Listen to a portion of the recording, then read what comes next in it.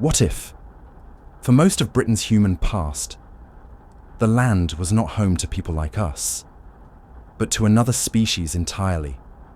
Hunters, toolmakers, survivors.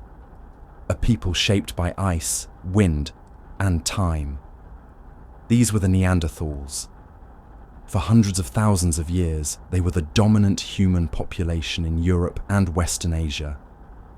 They walked ancient river valleys, hunted mammoths on frozen plains, and pushed their lives to the edge of what human bodies and minds could withstand. And for long periods of the Ice Age, Britain was their frontier. This episode explores the world they inhabited, the landscapes they moved through, the tools they built, the ways they hunted, the families they protected, and the final centuries, when they met us, Homo sapiens. If you enjoy diving back into Britain's deep human past, please take a moment to like and subscribe. It helps others find these stories too. And let me know in the comments what chapter of Britain's ancient history you'd like to explore next. They have been mocked, dismissed, underestimated for more than a century. But archaeology has rewritten their story. They were not cavemen. They were not brutes. They were human. This is their story. To understand the Neanderthals, we must first understand their world. Britain during the Ice Age was not a single setting. It was a land that transformed again and again. Climate swung violently, shifting from open grassy plains populated with mammoths and woolly rhinoceroses, to frozen wastelands where nothing could survive, to warmer periods where forests spread and rivers teemed with red deer, aurochs, and wild horses. During colder periods, sea levels fell so dramatically that Britain was often connected to mainland Europe by a vast landscape known as Doggerland. Neanderthal hunters could walk from what is now Kent to the Netherlands without ever seeing the sea. Britain wasn't a remote island, it was a peninsula of Europe, and they moved in and out as climate permitted. Ice advanced, Britain emptied, ice melted, Britain filled again. This fragile rhythm shaped Neanderthal life. They adapted not only to predators and weather, but to the land itself, constantly vanishing beneath their feet. When they returned, thousands of years might have passed, yet their tools, left waiting in the ground, show a remarkable continuity. They always came back, because Britain was rich, wild, and full of opportunity. Neanderthals were not our ancestors, but our cousins, another branch of the human family tree, evolving in Eurasia while modern humans emerged in Africa. They appeared at least 400,000 years ago, possibly earlier, and for most of that time, they were the dominant humans in Europe. Physically, they were extraordinary, shorter than Homo sapiens, but much heavier built. Their bones thick, their chests wide, their joints large, their muscles far beyond ours. They were designed for high-calorie living in a freezing environment. Power at the cost of constant energy demand. Their skulls were long and low, with large brow ridges and slightly larger average brain size than modern humans. Their brains were differently shaped, possibly suggesting different cognitive organization, perhaps more visual and spatial processing, essential for stalking prey at close range, in complex terrain. These were not slow-witted cave dwellers. They made fire, sophisticated tools, sewed clothing, planned hunts requiring cooperation and communication. Their fossil record shows individuals living into old age, a rarity in the prehistoric world, which tells us something remarkable. They could not have survived without support from others. To be a Neanderthal was to be human in a different way, but human nonetheless. For tens of thousands of years, Neanderthals crafted a stone technology known today as the Mousterian tradition. These were not haphazard flakes bashed from rock. They used a planned method, the Levallois technique, where the flint core was shaped in advance. With one final strike, it could produce a perfect cutting tool.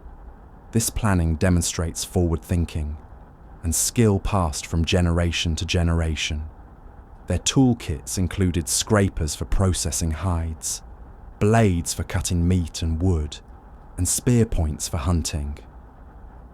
Some tools show signs of hafting, being attached to wooden shafts using natural glues made from birch bark. That required controlled heating in oxygen-limited conditions. In other words, chemistry. They also shaped wood into spears. The famous spear from Schöningen in Germany, over 300,000 years old, shows precision woodworking and balance. These were thrusting spears, meant for close combat, demanding strength, teamwork, and nerve. Their technology wasn't primitive. It was practical. It worked. It was suited to the brutal world they lived in. And unlike us, they didn't discard everything for novelty. For hundreds of generations, they mastered and refined the tools that kept them alive, a testament to deep knowledge and long cultural memory. Everything about Neanderthal life was demanding. Hunting was not done at a distance, with bows or projectiles. They attacked prey at close range, with thrusting spears. Their skeletons prove it. Many show fractures, healed injuries, and impact damage identical to modern rodeo riders. These were the scars of close combat with large animals. Their prey included reindeer, horse, red deer, ibex, bison, and even mammoths. These hunts required skill, planning, and group cooperation. Evidence from butchery sites shows structured roles, some members processing meat, others preparing hides, or extracting marrow from bones. Neanderthals understood landscapes and migration patterns. They positioned themselves at river crossings, valley bottlenecks, or cliff edges where prey could be driven and trapped. In some sites, they repeatedly returned over centuries, suggesting a mental map far more complex than once imagined. This was survival built on knowledge, where the herds moved, where water could be found, how the weather would change, which animals were weak or young. They also scavenged when needed, following carnivores like hyenas or lions, taking the best cuts when opportunity allowed. Life was not romantic. It was relentless. Every calorie mattered. Every hunt was a risk. But they met that challenge. For hundreds of millennia, to survive the Ice Age, Neanderthals needed more than strength.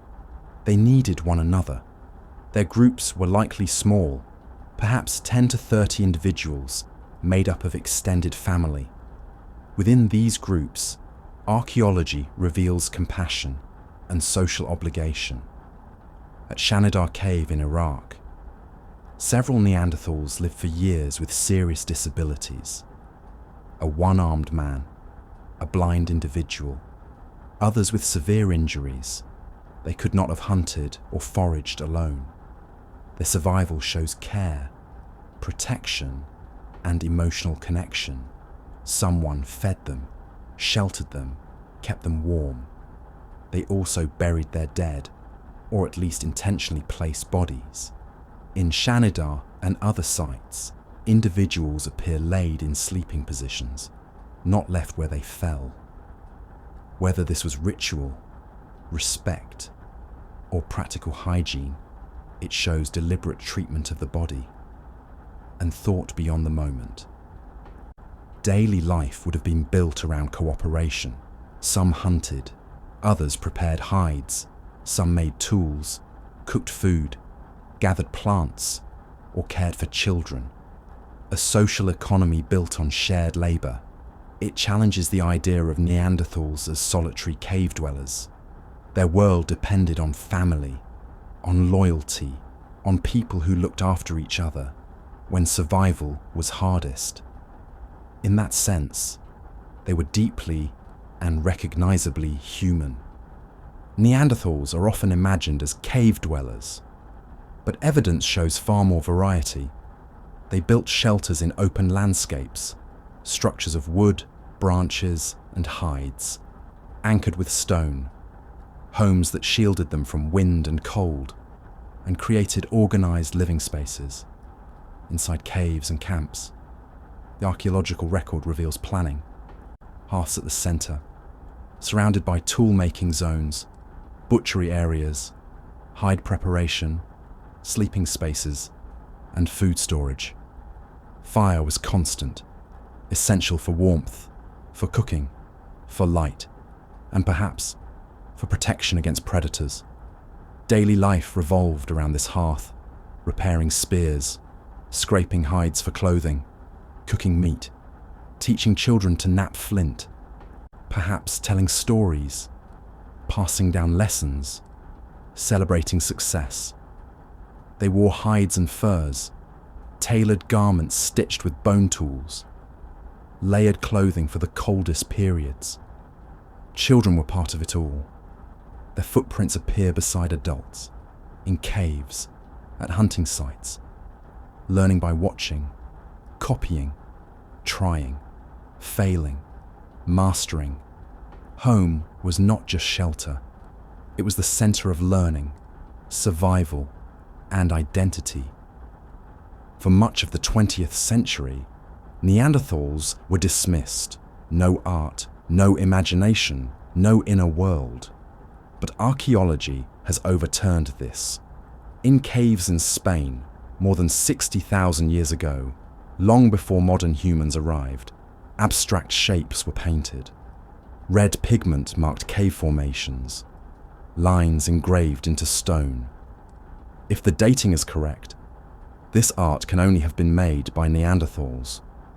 We find eagle talons with cut marks, perhaps worn as necklaces, pigments collected and processed, red ochre, black manganese, used for body paint, hide colouring, or ritual. Objects deliberately placed in living and burial spaces, hinting at meaning beyond the visible. We may never fully decode their symbolic world. Their minds were not identical to ours. Their expressions may have been different. But the evidence is clear. They had imagination. They had aesthetics. They had meaning in their lives. And that challenges everything we once assumed. The Neanderthal diet was richer and more complex than the old image of pure red meat hunters. Yes, they consumed vast amounts of meat. Stable isotope analysis places them at the same trophic level as wolves and hyenas. But dental plaque tells another story. Wild plants, nuts, grasses, mushrooms, medicinal herbs, yarrow, chamomile, knowledge of healing, and of the land. Some teeth show traces of smoke and boiled starches, evidence of cooking and processing plant foods. In coastal regions, they exploited the sea. Shellfish, seals, fish, seabirds. Survival came at a cost. Arthritis, fractures, joint wear, teeth worn to the gum line, used as tools to soften hides, cut fibres, hold materials. Yet many survived. Bones show long healing periods, proof of recovery among family and community. Their diet and health reveal a truth often overlooked. Neanderthals were not simply hunters. They were resourceful, knowledgeable, survivors who understood their landscape intimately. Neanderthal childhood was short, intense, crucial. Their bodies grew faster than ours, reaching adult size earlier. An adaptation to harsh environments. But childhood was not idle. From the start, children learned practical skills. Flint tools with tiny scrape marks show practice long before mastery. At La Roselle in France, footprints cover entire camp surfaces. Children everywhere, at the hearth, near tool napping zones, beside adults at butchery sites. Childhood was integrated, not sheltered. They played too. Play is universal. It builds skills, bonds, learning. A broken tool repaired poorly by young hands speaks of trial and error. By adolescence, Neanderthals were full contributors, hunting, preparing hides, gathering food, caring for siblings. But childhood was vulnerable. Harsh winters, injuries, infections, limited food. Survival was never guaranteed. Those who lived did so because the group protected them. Their existence depended on communal effort, evidence that Neanderthal society valued its youngest as much as its strongest. Did Neanderthals have religion, ritual, a sense of the afterlife? We cannot answer with certainty, but the evidence is compelling. At Shanidar in Iraq, La Chapelle aux Saints in France, and other sites, individuals were deliberately buried, not left to scavengers. Bodies positioned carefully, sometimes on prepared surfaces. The famous flower burial at Shanidar sparked decades of debate. Was a loved one buried with flowers, or did rodents bring pollen into the grave? Whatever the answer, the burial itself was deliberate. Intentional interment tells us something profound. Neanderthals cared what happened to their dead. Objects appear alongside bodies, pigments, symbolic items, rare but meaningful. Some argue burial was practical, protection from scavengers, prevention of disease. But practicality and emotion are not mutually exclusive. Humans ritualize practical acts, whether belief in spirits, ancestors, or simply honoring the dead existed. We may never know, but the evidence is powerful. Neanderthals recognized death and responded with intention, care, and thought. Neanderthals lived through one of the most volatile climates in human history. Temperatures swung violently, sometimes within a single lifetime. Forests turned to tundra. Grasslands vanished beneath ice. Rivers froze. Food chains collapsed. Animals migrated away. They adapted again and again, changing hunting strategies, migrating with herds, altering shelters and fire use. But resilience has limits. Populations dwindled. Genetic studies show low diversity, small, isolated groups living on the edge of viability. Unlike modern humans, Neanderthals had limited long-distance networks. When a region failed, a small community might have had nowhere to go. And just as climate pressed hardest, another variable entered the continent. Us, Homo sapiens. The challenge was no longer only climate.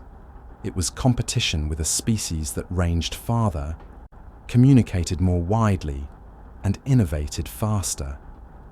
Climate change did not kill Neanderthals outright, but it weakened them, and the world was changing faster than even they could adapt. Around 45,000 years ago, modern humans reached Europe. For a time, both species coexisted. Their worlds overlapped. There is no evidence of large-scale violent conflict. Instead, interactions appear complex. Genetics reveal interbreeding. Neanderthals were not killed on sight. Sometimes, they were welcomed into families. Their DNA still flows in billions of people today. Yet competition must have occurred. Both species hunted the same prey, used the same landscapes. Modern humans possess broader social networks, knowledge, tools, materials, spread over vast distances. A breakthrough in one group could ripple across continents. Neanderthal groups, smaller, more isolated, could not match this. By 40,000 years ago, Neanderthals had largely disappeared from Europe. Their final strongholds may have been in southern Spain and Gibraltar, small communities holding out for thousands of years, but eventually their numbers became too small, too fragile. To sustain diversity, knowledge, survival, extinction was not a single cause. It was a convergence of pressures: fragmented populations, climate instability, reduced food supply, competition with modern humans, low genetic diversity, high energy demands. A single harsh winter could erase a community. A disease introduced by modern humans could sweep through isolated groups. And without long-distance networks, knowledge died with each loss. Yet extinction is not the right word, because Neanderthals left a legacy. Their DNA persists in billions of people, genes for immunity, metabolism, even aspects of skin and hair. They vanished as a distinct population, but they continue within us. Not a lost branch, but a chapter of our shared human story. For more than a century after their discovery, Neanderthals were mocked, brutish, dim, backward. Popular culture portrayed them as cavemen, less than human. But archaeology has rewritten their story.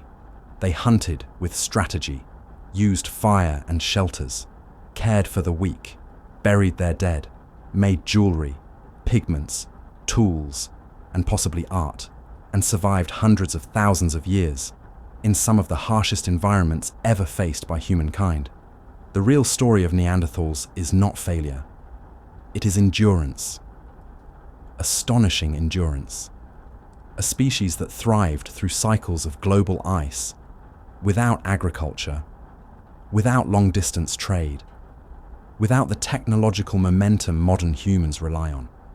Genetics confirms what archaeology suspected. They were not other. They were family. Their DNA flows through us. Their contributions shape our bodies, our health, perhaps even fragments of our behavior. They are the ancestors of many, the distant cousins of all. As we uncover more sites, decode more genomes, refine our understanding, Neanderthals grow more recognizable, not primitive shadows, but humans who live differently. They remind us that humanity was never a single path, but many. For hundreds of thousands of years, Neanderthals endured. They hunted, they cared, they imagined. And though their distinct population faded, their legacy lives on, in our DNA, in our history, and in the landscapes they once called home. Their story reminds us that humanity was never a single path, but many. And by rediscovering them, we rediscover ourselves. If you've enjoyed this journey into Britain's deep past, please like and subscribe. It helps others find these stories too. And let me know in the comments what chapter of ancient history you'd like to explore next. All references used in this episode can be found in the description below, along with the link to the channel. Thank you for watching. This has been the story of the Neanderthals.